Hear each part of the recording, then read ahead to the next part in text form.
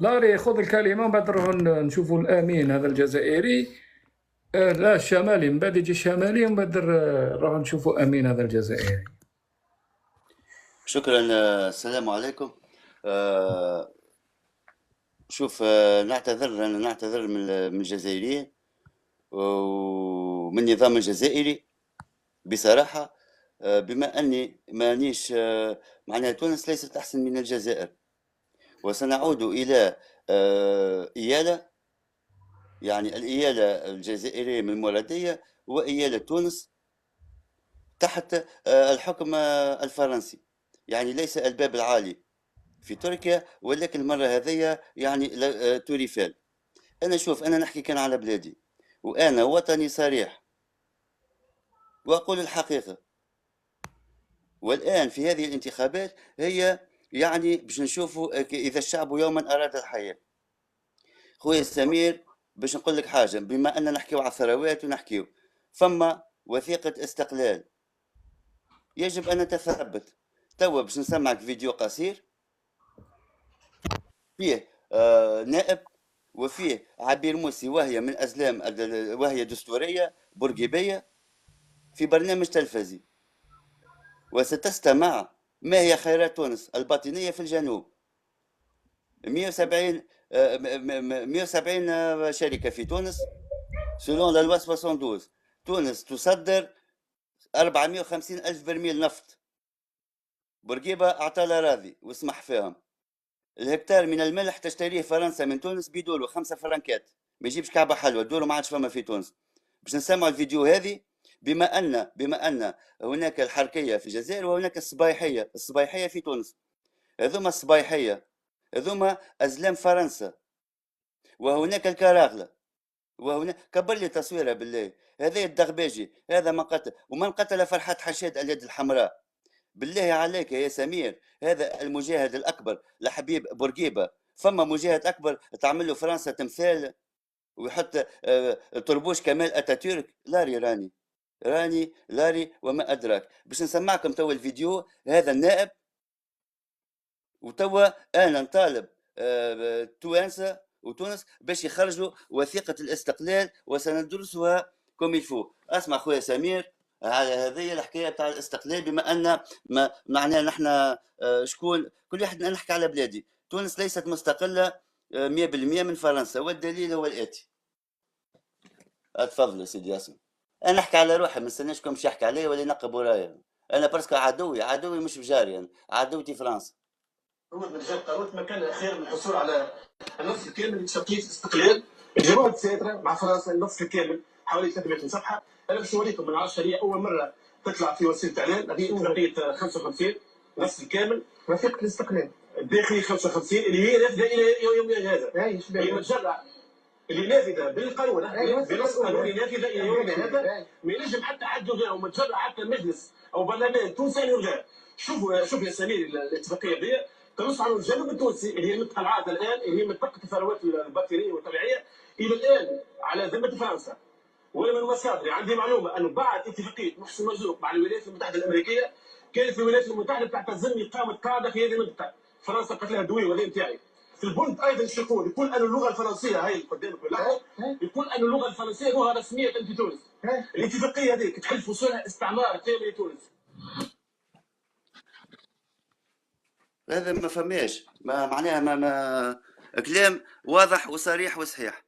انا توا نطالب وثيقه الاستقلال فين؟ وعلاش هذوما الدساتره؟ وبورقيبه اش عمل؟ وشكون قتل فرحات حشاد؟ وشكون الكرغولي؟ وشكون الصباحي؟ وشكرا لكم. وانا اقول لكم انا توا وحدي واحارب وحدي كل الطبقات السياسيه في تونس، ما عنديش حتى ثقه في نظامي. شفتوا محلاها الصراحه باهي. راهو انا مانيش صباحي ومانيش حركي، انا تونسي حر، انا ولد الدغباجي. هذا من قتله، وهذا قال لهم ازلام فرنسا باش يبقاو كلابها. الله يرحمه. فرحات حشاد شكون قتلوا؟ اليوسفيين شكون قتلهم؟ المجاهد الأكبر قال لك بورقيبة. والمجاهد شوف لعبة كبيرة، وسنقوم بتطهير البلاد. فما توا عمي قيسون وعمي تبون، وسنرى من يطهر الآخر. فبالتالي أنا ندائي إلى أبناء شعبي، عوضا أن تلوموا الجزائريين وتلوموا لا اتلافي روحك. هذه حكاية عادية. سي عمي تبون هو الكبران على عمي قيسون تحت فرنسا، وهذه هي الحقيقة فقط. فكل واحد يطهر وينظف بلاده ويشوف ايش عنده ومن بعد يحكي على الآخرين. شكرا لك، كانت هذه مداخلتي. وبحكم أنا ابن المنطقة وأنا معناها نمثل جزء من إقليم، فبالتالي معناها اللي يحكموا فينا بصراحة لازمنا نشوفوا شنو ثرواتنا وشنو قبل ما نتلهوا بالغير. جزار يعظم على مراكزي. فإذا كانت أنت بيتك من زجاج فلا تقذف بالحجارة. وكل واحد ماذا بيه ما يتشكر على الاخر ويشوف ايش عنده خيراته ويشوف اسكو ابناء شعبه. فما واحد فقير قاعد يموت بالجوع وفرنسي فما شكون. شوف ثبتوا وشوفوا وكل واحد ينظف بلاده، لان هذا حرب اقليميه ونحن نقعد نسبوا في بعضنا وهذا واش عندك. نحن عندنا كان الفوتات. وبالنسبه اخواتنا الجزائريين كان نوريكم معناها فيديو كيف ياكلون رجال جزائريين من القمامه في اللحم. تقوم تبكي تقوم تبكي. شكرا.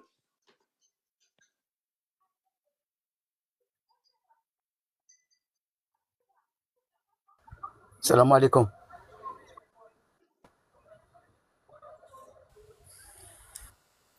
السلام عليكم. نورمالمون الكلمة عندي الآن الأخ سمير. كنت تسمعوا فيها الاخوان، كنت تسمعوا فيها الكلمه تروح للشمالي. الكلمه اخوان الشمالي اعطيه معليش، اعطيه الكلمه الجزائريه، اعطيه ماشي مشكل. انا كنتوش تسمعوا فيها نو؟ كناش نسمعوك سامر، عاد ولينا نسمعوا. اوكي، شكون هذا الجزائري اللي حاب الكلمه؟ امين طلب الكلمه ماشي مشكل عندي. امين اوكي. اللي قبل منه ما كانش جزائري.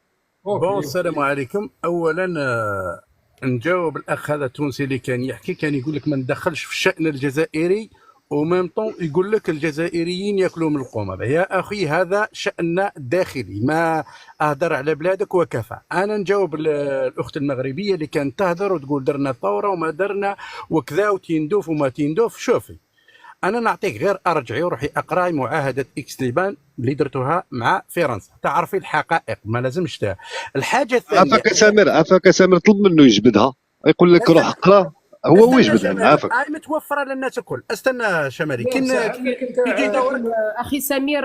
تصحيح ماشي مقاطعه عليك اخي سمير. انا لم اقل اخي سمير ثوره، انا تكلمت على الاقتطاعات كيف تمت. انا لم اقل ثوره. انا ما قاطعتكش لتعرف انهم لا يستوعبون الكلام. انا ما قاطعتكش اخت، خليني انا ما قاطعت حتى واحد. يا امين بس انت ما تقولش كلام هي ما قالتوش. لا هاي كانت قالت اقتطعت وتندوف وما تندوف. انا دوك نعطيك كي عدتوا درتوا الثوره، هاي المنطق والدليل. كي عدتوا درتوا الثوره عندك دليل هاني نعطيك دليل من الواقع. علاه ما يديروش ثوره في معليش علاه ما يديروش ثوره باه يسترجعوا سبته والميريه؟ علاه ما يقدروش يديروا ثوره باه يرجعوا الصحراء الغربيه؟ يا اخي تقولوا تاوعنا والتاوع كم مثلا. انا نعطيك سبته والميريه مليار في المية باللي اراضي مغربيه. علاه ما تقدروش ديروا الثوره؟ علاه ما تطالبوش باسترجاعهم؟ علاه ما ديروش الثوره بما انكم تاع ثورات؟ ديروا ثوره واسترجعوا ارضكم ولا مش ارضكم هذيك. علاش اعطيني السبب علاش ما استرجعوش؟ يا اخي نقولوا الاراضي وانتم ثوار استرجعوا اراضيكم. علاه تخلوها للمحتل الاسباني؟ علاش تخلوها للمحتل الاسباني؟ وزيد الصحراء الغربيه شكون اللي حررها؟ انتم ولا هما اللي خرجوا المستعمر الاسباني؟ شكون خرجهم؟ اعطوني لا خرجتوهم انتم. اعطوني الدلائل هذو. انا لا كان راني نكذب ولا نجيب معلومات من الفضاء قولوا لي. انا نعرف باللي سبته والميليه مدينتين مغربيتين وراهم تحت الاحتلال الاسباني. علاش وبما انكم كنتوا تقولوا لي ثوار وكذا تسترجعوهم؟ ديروا ثوره واسترجعوهم. لماذا يعني تقدروا تجاهدوا غير في التيك توك؟ جاهدوا في الواقع واسترجعوا ارضكم. نزيدك حاجه كيما راكم تقولوا الصحراء الغربيه مغربيه. علاه كي كان الاستعمار الاسباني يدك فيها دك ما حررتوهاش انتم؟ علاه خليتوا مصير الصحراويين كونتر الاسبان وحدهم؟ هذو دلائل من الواقع، مش نجيب لكم فيهم من الفضاء. خلينا من قال وما قالش، نعطيك بالواقع. ما تقول لي لا قال لا ما كانش. انا اعطيني في الواقع وش كاين درك. دوكا الحدود مرسمه والحدود معترف بها دوليا. ما تقدر تدخل عسكريا، ما تقدر تدخل سياسيا. اشوف واش تقدر تدير. ها من سبته والميليه اراضي تاعك، علاش ما تسترجعهمش؟ مكسور عايب، تعود عندك عقليه تاع ثوري ودير الثوره، علاش ما تسترجعهمش؟ ها يعطيني علاش ما تسترجعهمش، هاني نستنى في الاجابه تاعكم. اذا قلتوا خاطرين مغربيتين هذيك حاجه اخرى، بس انا نجزم بانهم مدينتين مغربيتين وخاضعين للحكم الاسباني. ما ديتهم لكم، وشني اللي يمنعكم انكم تسترجعوهم؟ بما انكم تقولي درنا الثوره وبكري وهجمنا ودرنا في فرنسا، يلا سيدي رجعوا المدينتين. وعلاش ما دخلتوش في الاسبان الوقت اللي كانت اسبانيا مع الصحراء الغربيه؟ علاش ما دخلتوش معاهم في الحرب وخليتهم يواجهوا مصيرهم مع الاسبان وحدهم حتى نتحروا؟ هاني خليكم هذاك وجاوبوا ذوك على رواحكم. شكرا اخي سمير على الكلمه. اوكي شكرا. شمالي تحب تجاوب؟ نجاوب اخويا. وهذا الاخ ما جابناش هو للاسف هو صراحه يستاهل واحد شويه ديال الضحك. اسمحوا لي غنضحك شويه.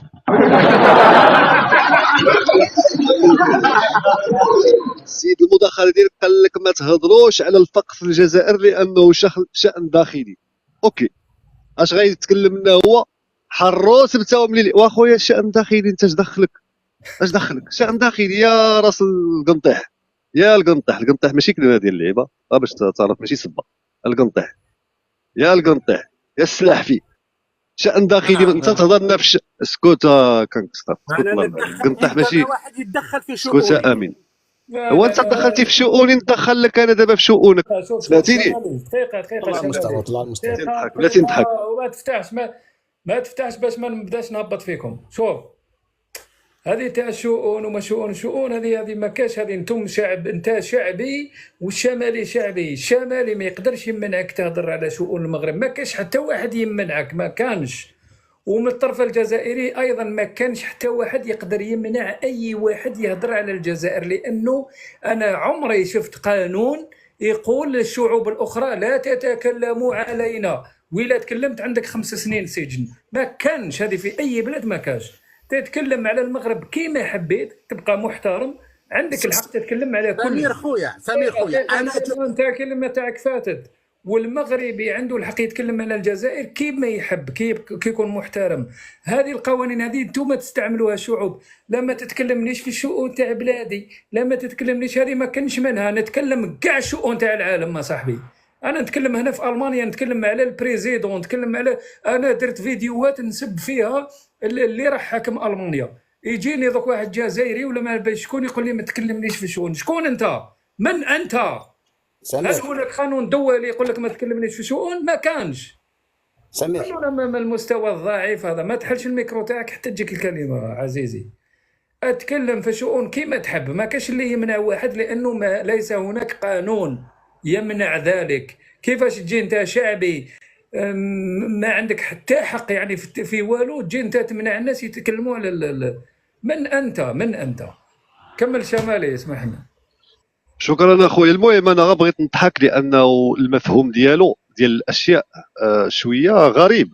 هو ما تتكلملوش على الاشياء الداخليه، مي هو يتكلم لك على الاشياء الداخليه ديالك. هذا هو اللي بغيت نفكروا السلام. شوف هاد اكس ليبان اش قلت له هو يفتش عليها؟ لان مثلا انا غنفتش عليها. انا مشيت للجزيره، هي الجزيره 2016 قالت لك اكس ليبان هي مفاوضات ماشي معاهدات. مفاوضات. تعرف شنو هي مفاوضات؟ مفاوضات اخويا سامر. تخيل انت روحك كتبيع واحد السياره، وانا جيت نشريها من عندك، انت طالب فيها مثلا 20 مليون، هذا غير على سبيل المثال 20,000 اورو طالب فيها. انا جيت عندك فاوضتك قلت لك نشريها من عندك ب 7,000 اورو. نعم. انت قلتي لي لا، صافي هذه هي المفاوضات. تفاوضنا ولكن ما عملناش معاهده ديال البيع والشراء. اذا المفاوضات ماشي هي اتفاقيات، ما يبقاوش يخربقوا. ثاني حاجه سمعنا كيقول لك مهدت تلك المفاوضات لعوده السلطان محمد الخامس. اصلا ما كانش السلطان ديال المغرب كان منفي، يعني حتى الطرف اللي كان خصو يكون اللي كيعمل هذا الشيء مفاوضه هي اصلا ماشي معاهده، راه غير صالح. راه في نفي السلطان محمد الخامس. لما رجع السلطان الخامس رجع السلطان الحقيقي والشرعي ديال الشعب المغربي الى اخره. وراه كان واحد السلطان تما اللي نزلته فرنسا، محمد بن عرفه، اللي طرد شر طرده ولا يعترف به المغاربه الى يومنا هذا. اذا ما تبقاوش تشتروا هذا الكلام، راكم صدعتونا. ثاني حاجه سبتهم لي، راكم صدعتونا. شكون انت باش تقول لي انا نعطيك انا اياه نقول لك نشهد لك باللي سبتهم لي تاعكم؟ راه انت بلادك الجمهوريه الديمقراطيه الشعبيه ما نعرفش شنو ديالكم نتوما، راه لا تعترف، كتعترف بها ديال اسبانيا، تعترف بانهم اسبانيتان. والدليل مؤخرا يعني حتى كانت بعد ما المغرب قفل الحدود التجاريه بينه وبين هذ المعبرين ديال سبته ومليليه، ناضت الحكومه الجزائريه كتقترح انهم يفتحوا خط مباشر بين ميناء غزوات ومليليا لكي يفكوا الحصار الاقتصادي الذي طرحه المغرب. انت بلادك لا تعترف، اذا انت من انت باش تقول لي انا كنعترف لك؟ شكون انت؟ اضرب الطم وقول لي سبته واسبانيا، سبته ومليليا تاع السبانيول. هادشي خصك تقول لي انت، هادشي اللي خصك تقول لي، لانه هو الكلام ديال الحكومه ديالك. ونقول لك لانك انت خائن ديال المسلمين. ثاني هذاك اللي كيقول لك، اللي قبل منه كان كيقول لك التطبيع واش انهم يتبعون دينا جديدا يا الدين التبوني، الاسلام التبوني. ما هو فرائض الاسلام التبوني 5 وهي: اولا حرام التطبيع، ثانيا اسكت ضرب الطم، اولا عدم التطبيع، ثانيا حرام التطبيع، ثالثا مكروه التطبيع من الكبائر. سيروا تلعبوا شويه، سيروا تفقدوا معنا شويه، الله يرضى عليكم. كما كان هذاك الجيريا قال لك لا اغلق الميكرو تاعك من فضلك. ايه بصح يطلع المستوى الاخ الكريم. طلع لك المستوى، طلعوا انتم المستوى، نطلع معكم من المستوى، طلعوا انتم المستوى نطلع معكم المستوى. انا لو انتم عندكم مستوى، غير المستوى يكون عندكم غير شويه، هذيك الساعه نتكلم معكم بمستوى. المشكله كنجيو هنا كنلقاو غير الشواشع، واحد يقول لك سبته ومليليا، واحد يقول لك ما تهضرليش الشؤون الداخليه، ما نهضر لك في الشؤون الداخليه. ما يحترمش اللايف يهبط، هذه هي. سهله. شكرا اخي سامر. اذا خصو يصبر، حنا ملي كيسمعونا الكلام اللي كيفتش على النحل، وخصو يصبر على قرص اللي بغى العسل يصبر على قرص النحل كما كيقولوا. انت السيد يدخل لنا في الشؤون الداخليه ديالي يقول لك لا هذيك المسائل تاعينا ما تهضرش عليها. راه حنا شفنا غير التصاور ديال الصور والفيديوهات ديال برج باجي مختار مثلا، عايشين ماشي في القرون الوسطى، تقول عايشين في يثرب اخويا سامر، ما كاين لا طريق ولا هم يحزنون. الناس مازال عايشين تعرف ولا والله الا تقول من ديك الناس ديال يثرب، تقول فيلم الرساله وكان متقدم عليهم، والله الا كان متقدم على ديك الرساله. والله تشوف تبقى حايره صاحبي، الناس يجيو يكذبوا علينا هنايا، يقول لك لا حق حنا من عندنا، ما تعرفش صاحبي هادشي هذا. اذا نرجعوا، قال لك علاش ما حاربتوش الصحراء؟ وشكون حارب؟ وشكون اللي حارب الصحراء؟ واش حسب البوليساريو هما اللي عمرهم ما حاربوا. البوليساريو حتى المغرب كان ياخذ الصحراء تشكلوا هما في 73. المغرب يطالب بالصحراء منذ استقلاله 57 58 57 تكلم على الامم المتحده. 58 كاين المقابله صوت وصوره ديال السلطان محمد الخامس رحمه الله مع شيوخ قبائل الصحراء. 63 تمكن انه يوضع الملف. والحروب اللي كانت، انا نوريكم غير شويه ديال الحروب ونخلي المساحه لواحد اخر. شوف على اين انا كنت كنبين هذا الكتاب ديال بيرنار لوغون اللي تكلمت عليه الاخت مشكوره، اخت مريم، هو هذا الكتاب ديالو. ما علينا، غنرجعوا نشوفوا الحروب مثلا. غنجيبها لكم من عند الاعداء شخصيا ماشي من عندنا حنا. حروب على الصحراء مثلا، انت سيدي هذه جرائد ديال العدو شخصيا، ديال الاسبان المستعمر. جريدة لا ليبرتاد هذه بتاريخ قبل المسيرة الخضراء 5 شهور، 21 يونيو 1975. لا ليبرتاد اش كتقول لك هنا؟ قرا لي هذه اخويا سامر، كتعرف تقرا واخا هي الاسبانيول ولكن غتفهمها. بريزونيروس ماروكيس، بريزونيي ماروكان. اشحال فين تشدوا هاد لي بريزونيي ماروكان؟ فرونتيريسو زعما الفرونتالي، بوست فرونتالي، دو محبس. وفين؟ وفي الطاح، ولا باز ديال الطاح وسط الصحراء. هادو دي بريزونيي ماروكان ديال شكون؟ ديال الجيش المغربي، الجيش الملكي المغربي. المهم ها هو ميمبروس دي لاس فورساس دي فورس ريال رويال ماروكان intentaron ان اسايي ابوديرارسي، ان يمتلكون، ان ياخذوا ديال بويستو فرونتيليسو ديال المحبس. هاد ها هما بالصوره، ها الجريده، ها التاريخ ديالها. نزيدك انت سيدي 1974 250 سولدادوس ماروكيين تا هما في الطاح. عاود ها هي نعم بويستو ديال الطاح، ها هو بويستو ديال الطاح 250 سولدة، ماشي غير نزيدك المصايب كاينين، ماشي غير هذا. اتاكي ماروكي كونترها بويستو ديال الصحراء، اتاك ماروكان كونتر ان اوتر بوست فرونتاليي دون الصحراء. 8 سنة هادي عاود 1975. نعم 75. فاين هما البوليزاريو؟ راه البوليزاريو ما تشكلوا حتى 73 البوليزاريو هادو ما تشكلوا حتى 3، وهذه كنجيبها لك انا من الجرائد ديال الاعداء.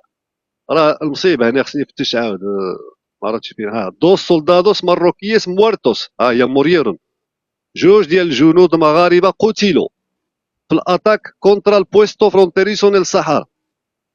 ها انت جوج ديال الجنود مغاربه. المصيبه عندي انا نجيب لك هادو، انت جيب لي جندي واحد ولا بوليزاريو واحد مات من اجل الصحراء. بوليزاريو تشكل في 73 باش يحارب المغرب فقط، عمره ما حارب لا اسبانيا، بينما المغرب هو من اقحم هذا الملف وطالب بخروج المستعمر الاسباني في سنه 1963. استطاع، ليس طلب. 57 كان يطالب حتى بموريتانيا 57 8، وراه الاوراق كلهم موجودين في الامم المتحده. حتى هذاك حمدي ديك الصحراوي البوليزاريو اللي تحدانا راه طلعنا بهدلناه مره اخرى. اذا انتم لا علم لكم ما تبقاوش تتحداونا، انتم ما عندكمش حتى المعلومات. راه مازال في يدينا الكثير ما يقال، ولكن غنخلي المساحه لواحد اخر. تحيه اخي، انا معكم في الاستماع. شكرا. الشمالي الجزائريين لازم ثاني كنتوما نفس الطريقه، ماشي تجي لهنا تبدا تتكلم. ممكن نقول لك وراء الوثيقه تقول لي راني في برا، واحد يقول لك راني خدام، واحد يقول لك راني في السياره، واحد يقول لك راني في الايروبور، واحد يقول لك راني في الوراسي. لازم تكون الوثيقه عزيزي. شوف المغاربه كيفاش يخدموا وانتم ثانيك، لانه هذه هي الثقه في الوثيقه عزيزي. دوكا لازم ندو جزائري اللي هو ضد قرار الشمالي وهو امين. امين تفضل. بون انا ما تكتبوا البارطاج من فضلكم، تكتبوا البارطاج. سمير انا ما جاوبنيش على التساؤل تاعي. قلت له علاش مادامكم عندكم عقليه تاع ثوريين، علاش ما عليهش راك تقول لي بلدك تعتبرها اسبانيتين المدينتين، بصح علاه ما ديرش الثوره وتحررها يا اخي؟ قلت له توعكم ولا ماهوش توعكم، الا في حاله الاعتراف بانه ماهوش توعكم هنا تقول لي. بصح اعطيني سبب، راكم تقولوا ثوريين ودرنا ثوره ودرنا وكذا، ومن جهه اخرى تقول لي فرنسا اقتطعت وسبتوا الميليه مغربيه، وعلاش ما ترجعوهمش بما انهم عندكم عقليه ثوريين ودرتوا الثورات؟ انا ما شفتش ثوري يدير الثوره ويخسر الاراضي. اعطيني جواب ديريكت، علاش ما تسترجعش الاراضي تاوعك؟ خلينا من الجزائر نقولوا ما تعترفش بهم باللي مغربيه. انت معترف انت مقتنع بانهم تابعين ليك، علاش ما ديرش؟ جاوبني على هذا التساؤل. علاش ما ترجعش المدينتين نتاعك؟ ما تجيبليش الخرطي هذا وتهضر لي نص ساعه في الفراغ ودير لي مصادره المطلوب. انا روح لي اللب الموضوع ديريكت. راك تقول ثوري، علاش ما تحررش المدينه تاعك؟ وكيفاش تفقد الاراضي؟ وكيفاش تجيك وزيره الدفاع الاسبانيه؟ امين عندي سؤال. انت مسلم ما؟ نعم. انت مع القضيه الفلسطينيه صح؟ اكيد. لماذا؟ كيف عليك؟ لان القضيه علاش تساند الفلسطينيين؟ نساندهم لعده عوامل. اولا عرب، الحاجه الثانيه مسلمين، الحاجه الثالثه مظلومين. هذو أليس المغاربة مظلومون في سبتوميدية؟ أليس المغاربة مسلمين؟ مظلومين. أنا معاك، بصح لاه ما يديروش ثورة؟ أنا معاك. علاش ما تساندهمش أنت؟ لما واش تساند لهم يا اخي؟ هما راهم يقولوا احنا عندنا عقليه ثوريين والجزائريين ما داروش الثوره. الفلسطيني يقول نفس الشيء. علاش تساند فلسطيني وما تساندش مغربي؟ كيفاش نساند فلسطين؟ الفلسطينيين نساندوا فيهم ماديا سياسيا، والمغاربه تساند المغاربه سياسيا. علاش ما تساندهمش سياسيا؟ واش نساندوا المغاربه؟ هما اللي راضيين. المشكله كون نجو نساندوهم، كون يخلونا حتى احنا بالك نلقاو الحلول، ولكن هما يرفضوا. ما يحبوش يغضبوا الاوروبيين، ما يحبوا يغضبوا اسبانيا، ما يحبوا يغضبوا فرنسا. هكذا والفوا. ولكن هذيك راهي معاهدات، هذيك راهي يعني مضاو على وثائق انه ما يكونش فيها هجوم، خلاص فوالا. وانت لا معناته فوالا سمير خويا، معناته معترفين فوالا بكل ما قرره نعم المستعمر. ولكن هذه هي الحروب، يعني اللي يكون اقوى منك لازم تسني معه معاهده. سمير انا عند بالي راني مع اسبانيا ضد المغرب انها تدي، لا راك غلط. انا والله العظيم ماذا بيا المغرب تسترجع كل من سبته والميريا. انت ما تساندهمش، انت تجي لهنا وتسب فيهم، تبقى تسب لا فيهم. هما لو كنت ما يخليك تساندهم، لانهم هما قابلين بالوضع هذا. اتصور ذيك كانت وزيره الدفاع، شوف وزيره الدفاع الاسبانيه جات ماشي قابلين. دوكا المغاربه لو كان يهجموا على سبته وميليه يهجم عليهم كاع العالم. كيفاش قابل؟ يهجم عليهم امريكا، تهجم عليهم فرنسا، وتهجم عليهم اوروبا المتحده. كيفاش دوك المغرب يتم يضرب كل الاوروبيين؟ ما يقدرش. لو كان انت تساندو ربما يقدر، بصح انت مخليه يعطيك الصحه. في هذه الحاله يستعرفوا يقولوا مانا ديكيري ما والو يا خويا، الله غالب مغلوبين على امرنا. ماشي قضيه كيري. استنى دقيقه. هل الجزائر في قدرتها تحارب بالاتحاد الاوروبي؟ ليس بقدرتها، وهذا السبب. المغرب كذلك. هذا سمير خويا، هذا سبب من الاسباب اللي خلات الجزائر ما تتدخلش عسكريا في فلسطين، لانها تعرف مش راح تعارب اسرائيل فقط، راح تعارب بريطانيا امريكا، ومستحيل نقدروا عليها. والمغرب نفس الشيء. اما لا فوالا هنا استعرفنا، اما لا كيما راها اللي استعمر واللي ورث حدود ورث محدود. هنا ساكتين، اما لا واحد ما يقدر يدير حاجه، اما لا ما نكذبوش على بعضنا. بصح علاش تطلع وتبدا تقول المغاربه انتم ما عندكمش رجال؟ لانهم كانوا يكذبوا ويقولوا احنا ثوريين، احنا درنا والجزائر ما داروا. علاش ما داروش المغاربه؟ ما عاونوكمش في الثوره المغاربه؟ شوف عاونونا على المستوى الشعبي، المعاونه العفويه هذه اقر لك بها. ما عاونكمش محمد الخامس في الامم المتحده؟ سياسيا اعطيني المعاونه العسكريه اللي قدمتها لنا المغرب في مقابل الخيانات. انا نعطيها له شويه، بيجي وقتي نعطيها له اسامه. حتى انا نعطي لك. تعرف محمد عرب بسعود؟ محمد عرب تعرفوا؟ قبائلي كان في الثوره، كان قائد في الثوره. تعرفوا ولا ما تعرفوش؟ ما نعرفوش، ما نكذبش عليك. بسعود محمد عرب كاتب كتاب ويحكي فيه كيفاش راح الى المغرب. هو كان يحكم في 100 جندي دخل بهم الى المغرب، ولكن حكموهم الفرنسيين، ولكن هذا دليل على ان قال لك كنا نروحوا نجيبوا السلاح ونجيبوا المساعدات. هذه كتاب، كاين كتاب. هذا ماشي هذا واحد بركه، هذا دليل انهم المغرب. شوف وعلى بالك انت انت ما على بالش ولا تعرف التاريخ تاع الجزائر؟ القاده السته كيف ماتوا؟ اعطيني. هل تعرف ان المخابرات الجزائريه اسست في المغرب؟ هل تعرف ذلك؟ بوصوف هو الذي اسس المخابرات، اسسها في الناظور في المغرب. هل تعرف ذلك؟ اعطيني كيف اغتيل القاده السياسيين السته. اعطيني، قولها بكل الحقيقه، قولها سمير بكل الحقيقه. تقول لي دوك المخزن هو اللي اغتالهم؟ قولها بكل الحقيقه. مش راحوا في طائره مغربيه من اجل انهم يكتشفوا امرا في حين ان الوشايه كانت من النظام المغربي وتم قصفهم؟ في حرب اكتوبر 73 الم تكن الوشايه كل ما يقرره العرب ضد اسرائيل يوصل لاسرائيل في الدقيقه والثانيه؟ اوكي، سوف يرجع عليك المغاربه. دوك يرجع لك المغاربه. حقائق تاريخيه سمير، انا مش نقول لك. اوكي، اطرح الاسئله ديالك، دوك يرجعوا لك المغاربه. اطرح. هذا هما. انا مش نقول، انا شوف، انا مانيش نقول لك هكذ لانني نكره المغاربه ولكن رانا في الواقع. انا نقول لك الوقائع فقط. راح تنكر انت سمير، بيني وبينك السبته والميليه لما نتابع بيني وبينك هي اراضي مغاربيه. اوكي. معليش، وقبيل كانوا يقولوا احنا درنا ثوره وثورات ودرنا وحاربنا فرنسا وحاربنا. داروا ثورات يا صاحبي. شوف المغاربه كانوا حاكمين اسبانيا واحد الوقت. كانوا حاكمين اسبانيا ولا ما كانوش حاكمين في اسبانيا؟ معليش، ودرك واش يمنعهم انهم يسترجعوا. دقيقه انت في بالك العرب المسلمون هما اللي كانوا حاكمين الاندلس؟ لا يا عزيزي، الاندلس كانوا حاكمينها المغاربه. معليش، الامازيغ المغاربه هما اللي حكموا الاندلس 8 قرون ولا ما على بالش، 8 قرون هما حاكمينها.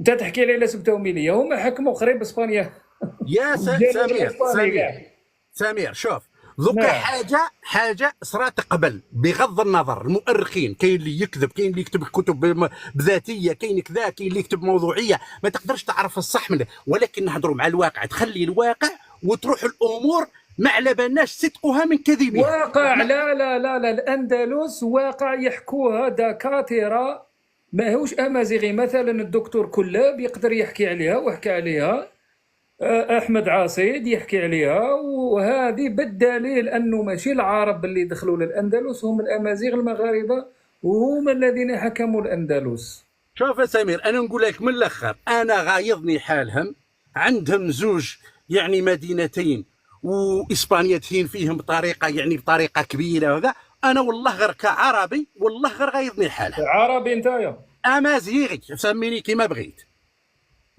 سميني كيما بغيت اسيدي، كامازيغي نقول لك كما امازيغي غايضني. انا نقول لك واحد الحاجه امين باش نفهموا ويفهموا شي وحدين ثانيك. شوف في وقت السيف والموز شمال الافريقيين كانوا متجهدين، ماشي غير المغاربه، كانت نوميديا، كانت قرطاج، كانوا اقوياء، كانوا عندهم يعني عساكر وجيوش قويه جدا في السيف، ما يقدروا لهمش الاوروبيين، كانوا ما يقدروا لهمش.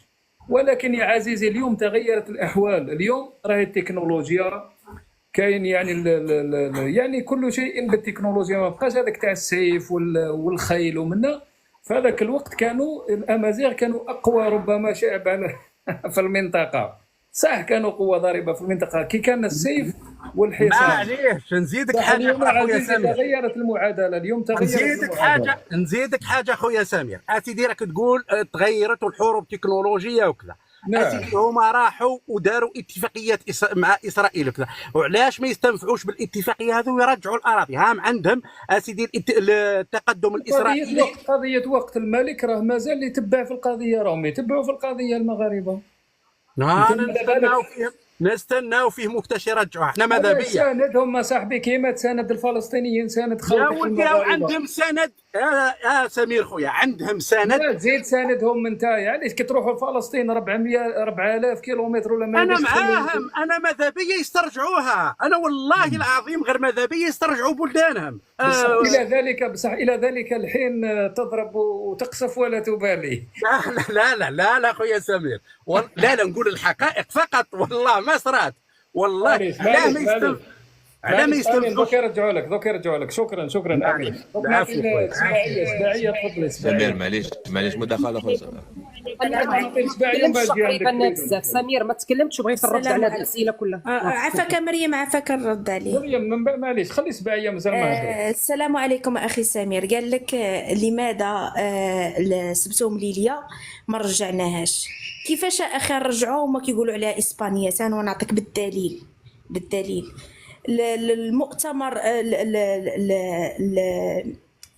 مجلس النواب العربي العرب والمسلمين اللي تجمعوا الدول كلهم على مقاطعة الاتحاد الأوروبي ومقاطعة الإسبان على أنهم محتلين إسبانيا.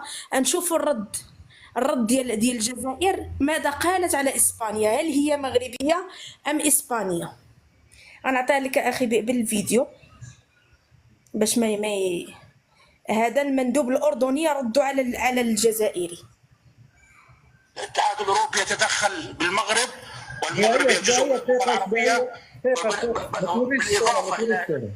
ما توريش الصورة، غير الصوت برك.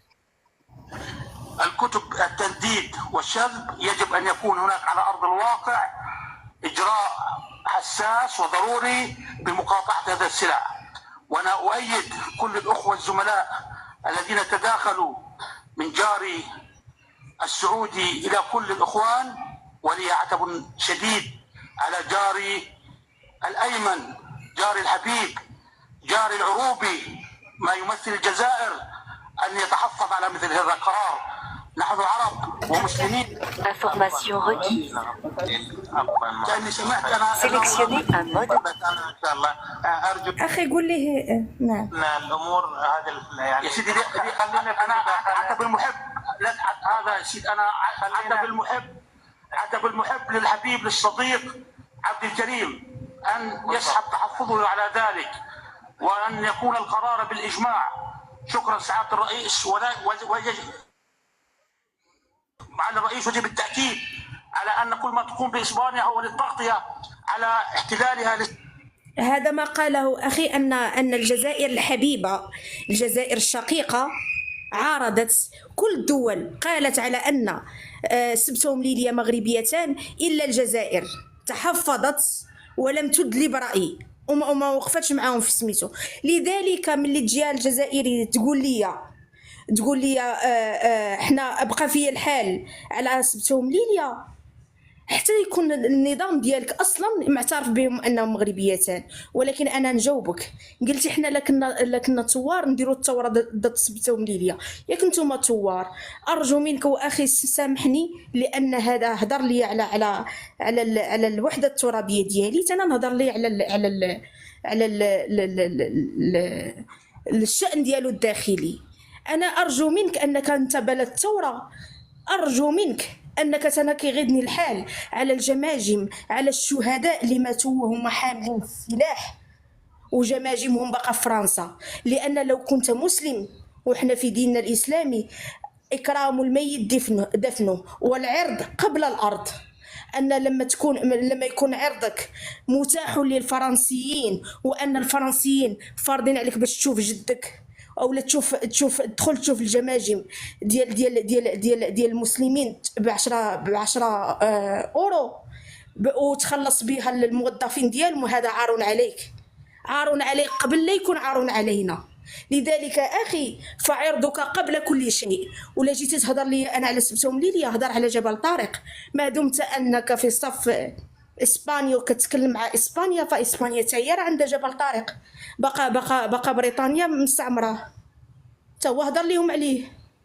كما هضرتي كما انت كتقول انا مع فلسطين وغاضني الحال على المغرب، يغيضك الحال على الاسبانيين، ويغيضك الحال اولى من فلسطين واولى من المغرب وهم اجدادك، لان اكرامهم ودفنهم هذا هو اولى من كل شيء. ثانيا انا اخي ملي يقول لك معاداه ايفيون، هذا معاداه اكس ليبان، انا اتحدى اي جزائري هنا يوريها لينا. انا نوريك اخي معاداه ايفيون منين جبناها. ها يا اخي من الجورنال ديال الفرنسي، ها هو من الجريده الرسميه الفرنسيه، ها هي ليزاكور ديال ايفيون كاملين. انا اتحدى انه يجيب لي اسلي معادة اكس ليبان من الجريدة الرسمية المغربية، أولا من الجريدة الرسمية الفرنسية، أولا من الأمم المتحدة. أتحداه أنه يجيبوا من هذا الشيء. المفاوضات ديال اكس ليبان كانت لأجل رجوع محمد الخامس الله يرحمه. وملي رجع محمد الخامس كانت البروتوكول ديال سانكلو لتسطير وتسليم السلط من فرنسا الى المغرب. هاد السلط اللي هي فرنسا، ونجبدها لي من الجريده الرسميه الفرنسيه انك تقول انها خسرت المغرب خسرت المغرب وتونس. انا نعطيه اخي عاوتاني نعطيه هذا، نعطيه الثوره اللي دارها شنو هي من كيقول علينا حنا بلد ليس بثوري. نعطيه بيان الثوره ونقراو عليه. حقا قال لك ان الثوار يا للهوله اخي سمير، ان واحد ما عرفش تاريخه. قال لك الثوار 6 اللي كانوا مخطوفين في الطائره وتقتلوا. علاش بن بله كانت تقتل وقال في 73 اختي السباعيه، قال في 73 لا علاش بن بله تخطف ورجع حيا وحكمهم؟ ما فهمتش. كون سولتي على اسماء الثوار قسما بالله ما يقولها ولا يعرفهم. ثانيا بن بله ولا ايت حمد ولا بوضياف كلهم صرحوا ان المغرب ليس له دخل في الخطف، وحنا عرفنا شكون هو الذي له دخل، شكون هو اللي مشى عندهم وعرض عليهم واحد بواحد انه يمسك السلطه، وما قدرش يدخل على ايت حمد لان عارف ايت حمد كيف كان راح يطردوا. اللي قبل بالحكم هو بن بله، وحنا عرفنا كيفاش بن بله شد الحكم، شدوا بالقتل، شدوا بانه دخل في ازمه الصائفه، انهم قتلوا الناحيه الرابعه اخي وانت ادرى مني يا سمير، قتلوا ثوار الناحيه الرابعه كامله عن بكره اتى ابيها ودخلوا، وان بن بله كان طريق لبومدين لان بومدين ما كانش عنده الشرعيه الثوريه وما كيعرفوش الجزائريين. هادشي حنا عارفينه كيفاش.